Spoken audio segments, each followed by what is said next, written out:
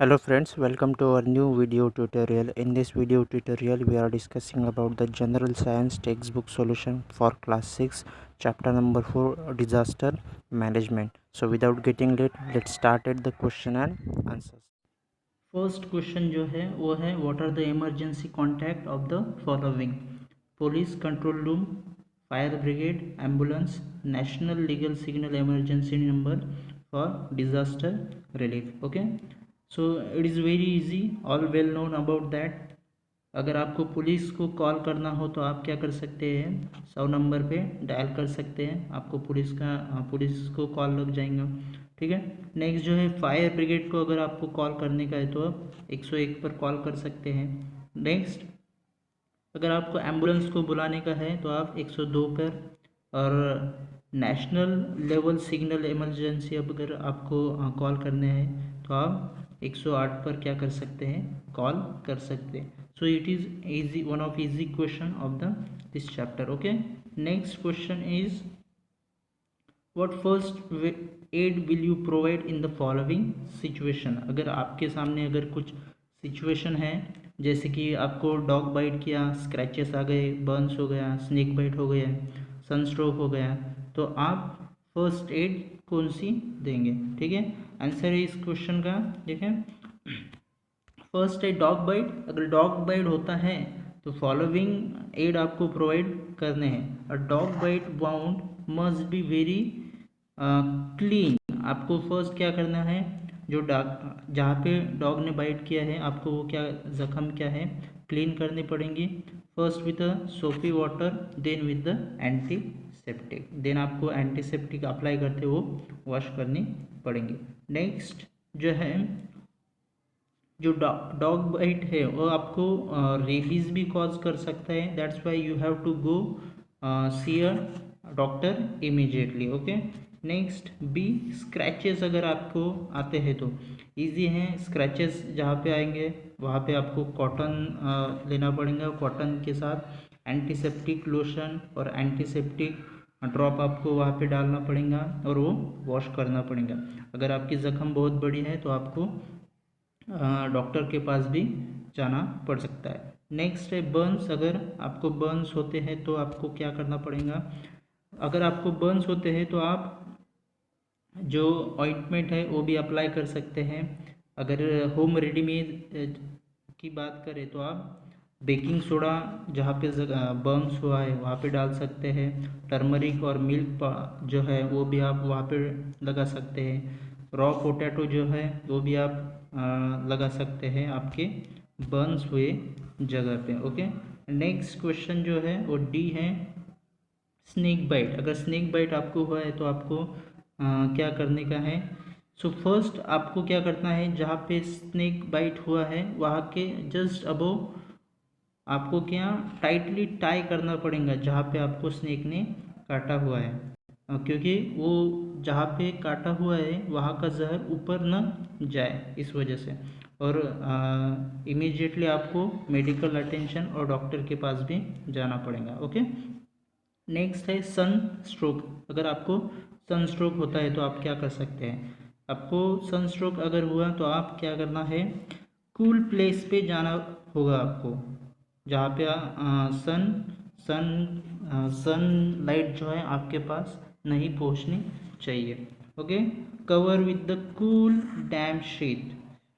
Okay. Next जो है, आपको पानी जो है वो बहुत सारा पीना पड़ेगा. जो आइस टॉवेल्स होते हैं और आइस क्यूब्स होते हैं वो आपको अप्लाई करना पड़ेगा आपके शरीर पे. ओके.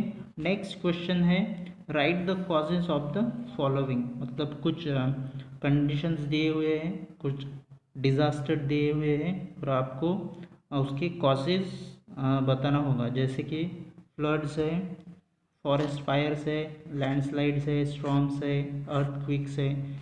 इसके जो आंसर है फर्स्ट देखेंगे हम फ्लूड्स और फ्लड्स.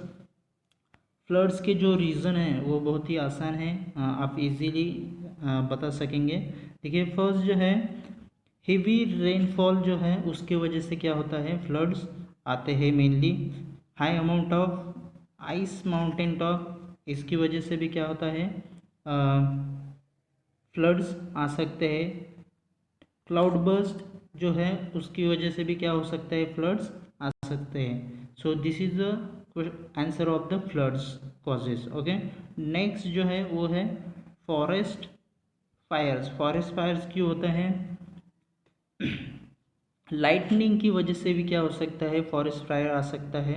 नेक्स्ट जो है man made activities like smoking, setting thermal factories की वजह से भी क्या हो सकता है, फॉरेस्ट फायर्स लग सकते हैं। नेक्स्ट जो है लैंडस्लाइड है, बिल्डिंग लैंडस्लाइड और बिल्डिंग मतलब क्या, अगर बिल्डिंग कोलैप्स हुई तो भी क्या हो सकता है, ये हो सकता है। नेक्स्ट जो है अर्थक्वेक की वजह से हो सकता है, वोल्केनिक इरप्शन की वजह से हो सकता है, पुअर क्वालिटी ऑफ मटेरियल अगर आपने यूज़ किया होगा बिल्डिंग कंस्ट्रक्शन करते वक्त तो भी लैंडस्लाइड हो सकता है। माइनिंग की वजह से भी क्या हो सकता है, लैंडस्लाइड हो सकता है। नेक्स्ट जो है वो स्ट्रॉम है, storms है। Storms can occur naturally और due to the ecologically imbalance. दो रीज़न है इसके, एक है नेचुरल और दूसरा है जो इकोलॉजिकल। इकोलॉजिकल जो है वो ह्यूमन एक्टिविटीज़ और आप उसे आर्टिफिशियल एक्टिविटीज़ भी कर सकते हैं। फर्स्ट जो है tremendous losses to life and property, disruption of electric supply, disruption of transport and communication, ये है जो है उसके इफेक्ट्स है स्टॉर्म्स के। ओके, नेक्स्ट है अर्थक्वेक्स। अर्थक्वेक क्यों होते हैं और उसके कॉजेज क्या है, वॉल्केनिक इरप्शन की वजह से क्या हो सकता है, अर्थक्वेक आ सकते हैं। अंडरग्राउंड एक्सप्लोजन की वजह से भी क्या हो सकते हैं, अर्थक्वेक हो सकते हैं। न्यूक्लियर टेस्ट की वजह से अर्थक्वेक्स हो सकते हैं। माइंस की वजह से अर्थक्वेक्स हो सकते हैं। Okay, mining and construction of big dams की वजह से भी अर्थक्वेक हो सकते हैं। और उसके इफ़ेक्ट्स क्या हैं, इफ़ेक्ट्स जो है destruction of infrastructure, building, bridge, roads, railway track, changes in the direction of the flow of rivers, huge loss life and property, various persons can be die in the during the earthquake. Next question है question number 4, answer the following question. उसमें first question जो है उसे है वो है what is mean by disaster, मतलब disaster क्या है। डिजास्टर वो होता है जिसमें क्या होता है, लाइफ प्रॉपर्टी की क्या होती है, हानि पहुंचती है।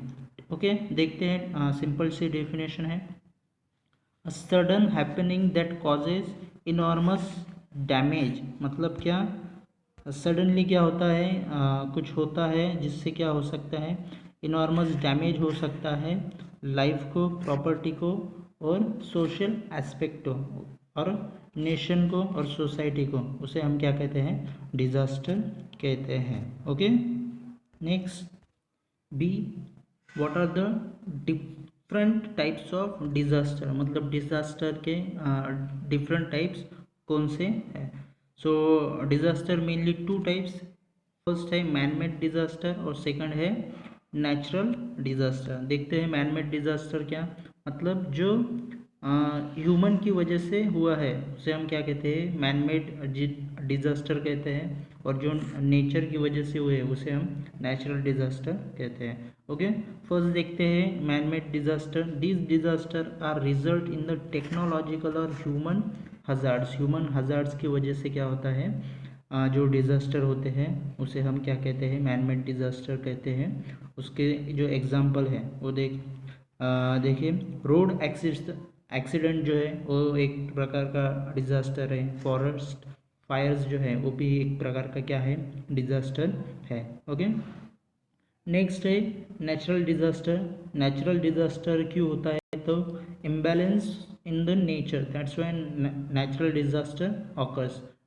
Example of natural disaster is earthquakes, volcanoes, eruption, these are the examples of the natural disaster. Next question is what is mean by disaster management. Okay, answer of this question is very simple. Disaster management means strategy and course of action to be eliminate the chances of disaster, or maybe after disaster happens the strategy or course of action is called as a disaster management. Next question is question number D. What are the main components of disaster management? Okay, so first is the preparation is very important to for in a disaster management. Second is a reduction is also important for the disaster management.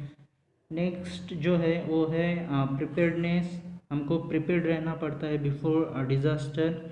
Next जो है impact of disaster, मतलब जो disaster हुआ है उसका impact कहाँ तक है. नेक्स्ट जो है रिस्पॉन्स है, रिस्पॉन्स आपके यहाँ अगर डिज़ास्टर हुआ तो गवर्नमेंट का वहाँ पे कैसा रिस्पॉन्स रहता है. नेक्स्ट जो है रिग्रेंस है, इट इज़ वेरी इंपॉर्टेंट. और लास्ट में जो है वो रिस्टोरेशन. नेक्स्ट क्वेश्चन है question number 5. Find out about the work of सर्प मित्रा. जो सर्प मित्र होते हैं उनका जो वर्क है वो आपको बताने का है. उसका जो आंसर है बहुत इजी है. क्या करते हैं सर्प मित्रा? अगर किसी जगह पे सांप निकला हो तो आप वहाँ पे सर्प मित्र को बुलाते हैं और वो क्या करता है, वहाँ का जो स्नेक है उसे पकड़ता है और किसी दूर जंगल में छोड़ता है. वो क्या करता है, जनरली सांपों को क्या करता है, बचाता है. Okay, so this is the work of सर्प मित्रा. ओके, नेक्स्ट क्वेश्चन है क्वेश्चन नंबर 6. क्वेश्चन नंबर 6 क्या कहता है, find out what a first aid kit box contain. मतलब फर्स्ट एड किट जो है और जो बॉक्स है उसमें क्या क्या रहना चाहिए. अगर आपको फर्स्ट किट किसी को देनी हो या फिर किसी को उसकी ट्रीटमेंट की ज़रूरत हो तो आप उसे आपके पास क्या क्या होना चाहिए. ओके, फर्स्टली आपके पास क्या होना चाहिए, स्टेराइल पॉड्स होने चाहिए डिफरेंट साइज़ के. ओके, सेकंड आपके पास अधेसिव टेप होना चाहिए जो कि बहुत इंपॉर्टेंट है. बैंडेज होने चाहिए आपके पास, इलास्टिक बैंडेज होने चाहिए. Antiseptic soap is very important, ये होने चाहिए. एंटीसेप्टिक सॉल्यूशन होना चाहिए लाइक हाइड्रोजन पेरोक्साइड, हाइड्रोक्सन. एक्स्ट्रा प्रिस्क्रिप्शन होनी चाहिए आपके पास. नेक्स्ट क्या होना चाहिए, अल्कोहल होना चाहिए आपके पास फॉर वाइपिंग. नेक्स्ट क्या, थर्मोमीटर होना चाहिए आपके एड किट में. फ्लैशलाइट होना चाहिए. एक्स्ट्रा बैटरीज होनी चाहिए आपके किट में. ब्लैंकेट होनी चाहिए. माउथ पीस होने चाहिए. CPR होना चाहिए. इमरजेंसी फ़ोन नंबर्स आपके कांटेक्ट में मस्ट होने चाहिए, बिकॉज अगर आप किसी जंगल में जाते हो और वहाँ पे आपके साथ कोई हादसा हो जाता है तो आपको इमरजेंसी नंबर लग सकते हैं. Okay, this is all about this chapter.